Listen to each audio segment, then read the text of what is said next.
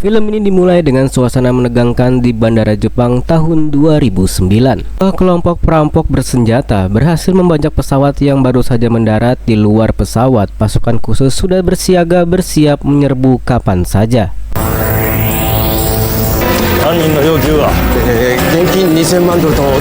Di dalam, para penumpang ketakutan di mana mereka saling berpelukan dan menangis, tetapi ada satu wanita yang terlihat tenang. Dia adalah Yamaguchi Kumiko atau yang biasa dipanggil Yan Kumi. Saat itu, ia baru saja bangun tidur dan berusaha menenangkan penumpang di sebelahnya. Tapi karena suaranya terlalu keras, justru malah menarik perhatian para pembajak.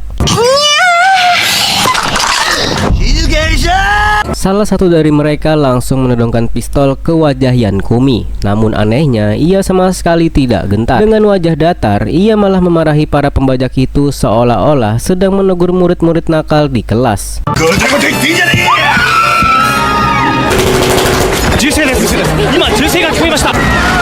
Ketegangan meningkat ketika suara tembakan terdengar di dalam pesawat. Pasukan polisi di luar pesawat segera bersiap menyerbu dan menunggu perintah di depan pintu keluar darurat. Namun betapa terkejutnya mereka ketika mendapati bahwa para pembajak telah berhasil dikalahkan oleh Yan Kumi seorang diri. Yamaguchi Kumiko, Akado Gakuin Koukou no...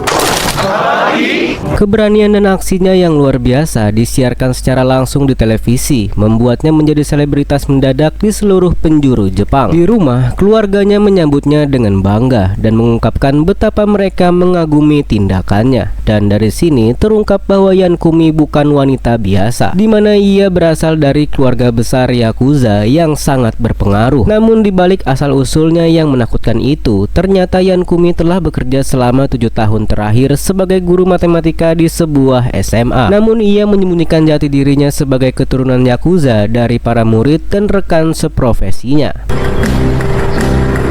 Keesokan harinya saat tiba di sekolah, Yan Kumi melihat para guru sedang membicarakan aksi heroiknya penyelamatan pesawat yang baru saja terjadi. Tak lama kemudian, kepala sekolah datang dan menghentikan percakapan mereka. Kepala sekolah memanggil Yan Kumi ke ruangannya dan menasihatinya agar tidak menarik perhatian publik terlalu besar terhadap dirinya karena hal itu bisa membuka identitas aslinya. Yan Kumi segera meminta maaf dan berjanji bahwa hal seperti itu tidak akan terjadi lagi.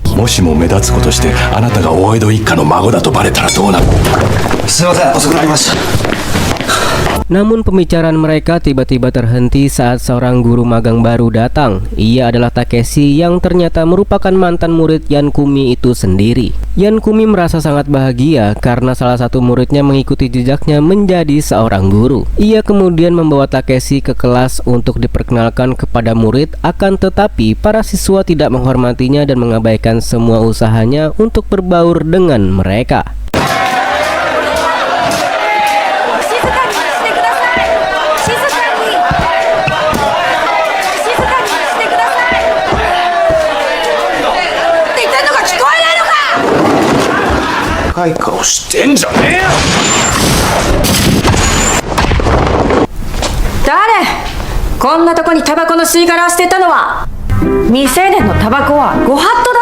Yan Kumi kemudian berinisiatif mengundang para siswanya ke lapangan agar mereka bisa mengenal Takeshi lebih baik. Sayangnya tidak ada satupun murid yang datang, membuat Yan Kumi kesal dan kecewa. Sementara itu, di atap sekolah terlihat 5 orang murid sedang berbincang. Pemimpin mereka adalah seorang siswa bernama Naoya. Mereka sedang membicarakan mengapa Takeshi tiba-tiba kembali ke sekolah sebagai guru, padahal dulunya ia adalah siswa pembuat onar.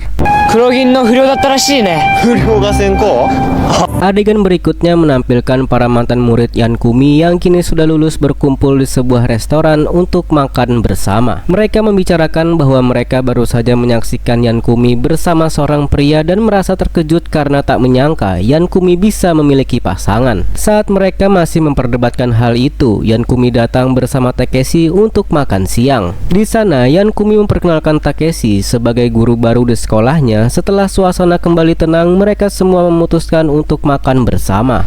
Di tengah makan, mereka saling bercerita tentang kehidupan masing-masing setelah lulus sekolah. Kemudian adegan berpindah ke Naoya dan teman-temannya yang sedang nongkrong santai di pinggir jalan. Tiba-tiba sekelompok geng motor datang dan mencoba memeras uang dari mereka. Melihat hal itu, Naoya dengan cepat melindungi teman-temannya dan memperingatkan geng tersebut agar tidak mengganggu mereka lagi.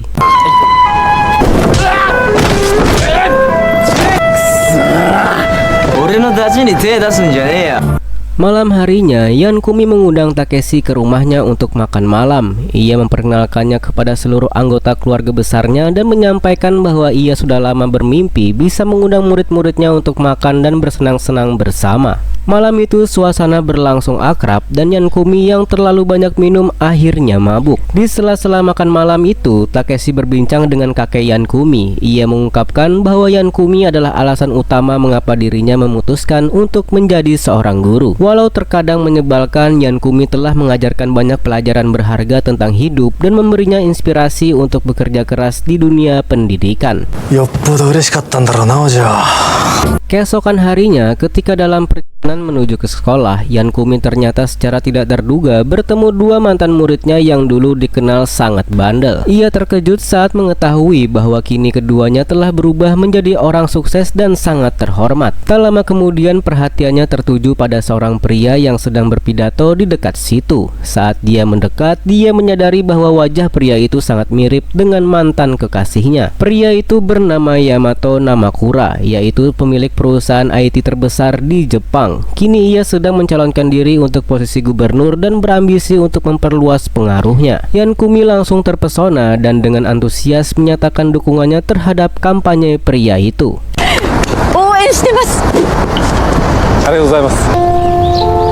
Adegan berikutnya kembali ke sekolah, di mana sebuah geng motor datang secara tiba-tiba. Mereka adalah anggota dari kelompok terkenal bernama Black School yang datang untuk membalas dendam kepada Naoya. Para guru menjadi panik dan ketakutan, sementara kepala sekolah segera menelpon polisi untuk meminta bantuan. Namun begitu mendengar bahwa polisi sedang menuju lokasi, para anggota Black School memutuskan untuk mundur terlebih dahulu, tapi mereka bersumpah akan kembali untuk menuntut balas.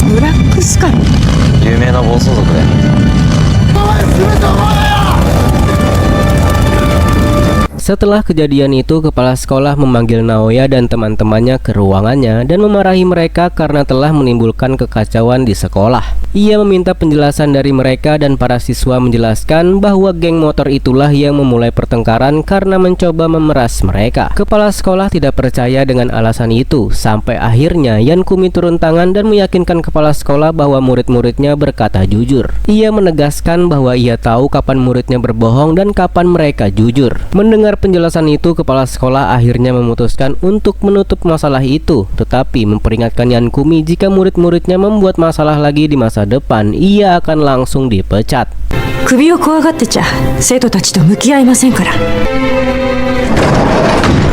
Beberapa waktu kemudian, di kelas Naoya dan teman-temannya terkejut bahwa mengetahui Yankumi telah mempertaruhkan pekerjaannya demi mereka. Karena tidak ingin membuat gurunya terus dalam masalah, Naoya memutuskan untuk menyelesaikan urusannya dengan geng motor itu sendiri. Teman-temannya yang mencoba menahannya dan memperingatkan bahwa kelompok tersebut sangatlah berbahaya, namun Naoya tetap bersikeras dan pergi seorang diri.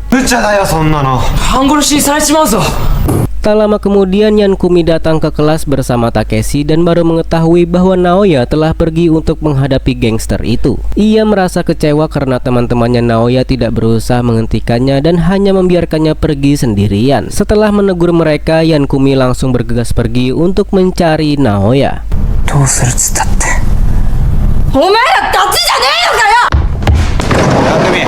Beberapa waktu kemudian, Naoya telah sampai di markas geng Black School. Ia dengan berani memperingatkan mereka agar menjauh dari sekolahnya dan menantang pemimpin geng itu untuk bertarung 1 lawan 1. Namun tantangannya ditolak. Seluruh anggota geng justru menyerang Naoya secara bersamaan dan memukulinya dengan brutal.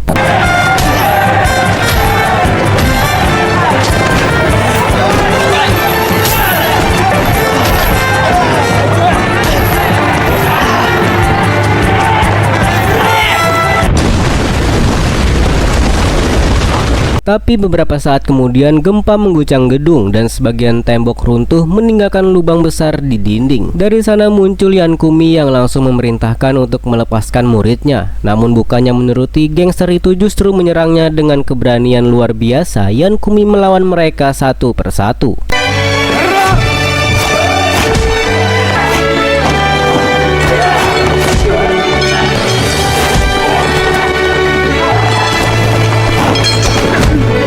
Ia menggunakan setiap kemampuan bela dirinya untuk menjatuhkan lawannya, tapi karena jumlah mereka terlalu banyak, akhirnya ia kelelahan dan jatuh tersungkur. Di saat situasi tampak tanpa harapan, Takeshi datang menolong. Keduanya pun bertarung bersama dan berhasil mengalahkan seluruh gangster sehingga mereka kabur ketakutan. Tak lama kemudian, teman-teman Naoya datang dan mengucapkan terima kasih kepada Yankumi atas keberaniannya. Dengan bingung, Naoya bertanya bagaimana mungkin seorang guru biasa bisa bertarung sehebat itu. Yankumi pun menjawab dengan tegas bahwa ia bisa melawan karena ia sangat peduli pada murid-muridnya.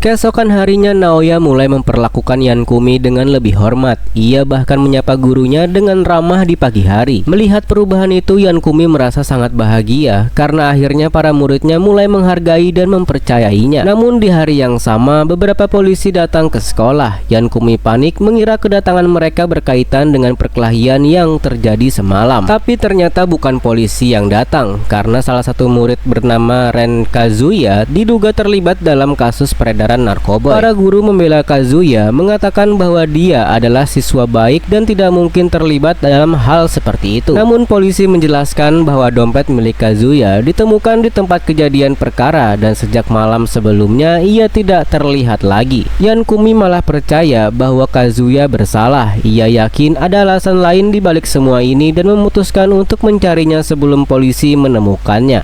ありえませんよ。あいつに限ってそんなこと。あいつは私の教え子ですから。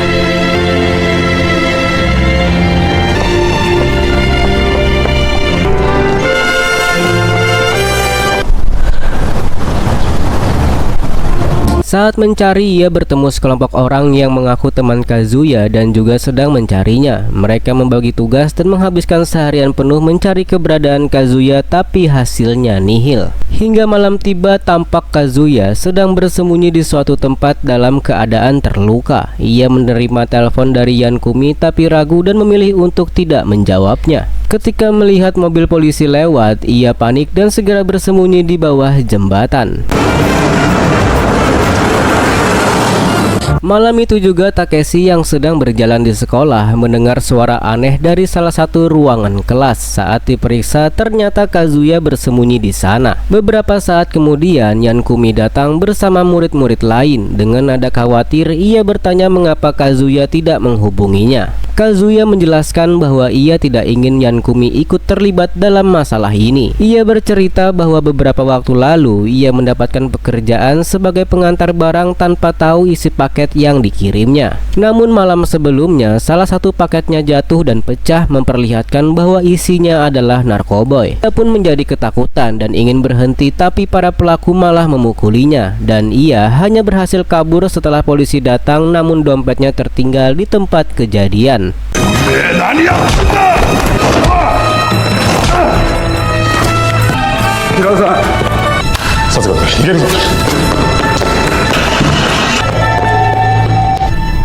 Mendengar penjelasan itu, Yankumi menanyakan alasan Kazuya bekerja. Dengan nada sedih, Kazuya menjawab bahwa ia hanya ingin membantu adiknya yang kesulitan ekonomi. Yankumi yakin bahwa Kazuya tidak bersalah dan menawarkannya tempat aman untuk bersembunyi malam itu bersama teman-temannya. Sesampainya di rumah, Yankumi memerintahkan saudara-saudaranya untuk menyelidiki siapa dalang di balik bisnis narkoba itu. Tak butuh waktu lama, mereka menemukan bahwa otak di balik semua ini adalah Yamato Nakamura, seorang pengusaha kaya raya yang juga berpengaruh di dunia politik. Karena kekuasaan dan koneksi yang luas, sangat sulit untuk menjeratnya dengan hukum. Mendengar itu, Yankumi marah besar dan bersumpah akan membuka semua kebusukan Yamato ke publik. Namun tanpa sepengetahuannya, Kazuya dan teman-temannya yang mendengar pembicaraan tersebut memutuskan untuk bertindak sendiri. Mereka ingin melindungi Yankumi dari bahaya, jadi memutuskan untuk mencari bukti ke markas Yamato.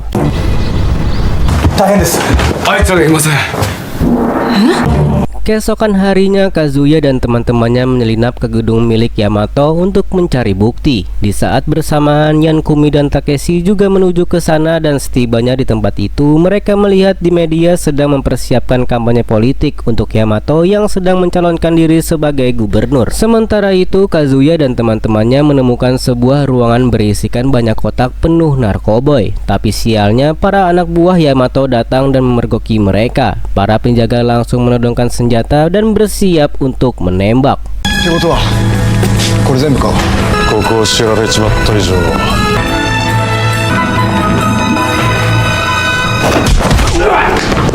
Namun di saat genting itu, Yankumi muncul dan melumpuhkan semua penjaga dengan kecepatan dan keberanian luar biasa. Sementara itu, Yamato sudah memberikan pidato kampanye yang disiarkan langsung di televisi nasional. Dalam pidatonya, ia berjanji akan memajukan kota jika terpilih sebagai gubernur. Namun tiba-tiba Yankumi naik ke atas panggung dan mengungkapkan semua kejahatan yang dilakukan oleh Yamato di depan kamera. Tak berhenti di situ, para murid yang menyiarkan secara langsung lokasi di mana semua narkoboy disembunyikan melihat hal itu, para pendukung Yamato panik dan berhamburan untuk pergi. Kurose-san, あんたの正体は？なんとこれ全部覚醒剤。ここは覚醒剤ミル。 Yamato marah besar dan memerintahkan anak buahnya untuk menyerang Yankumi. Di luar gedung, pasukan khusus sudah bersiap sementara Naoya dan teman-temannya berusaha masuk tapi dihalangi oleh aparat kepolisian. Sedangkan di dalam, Yankumi bertarung sendirian melawan banyak orang dan berhasil mengalahkan semuanya.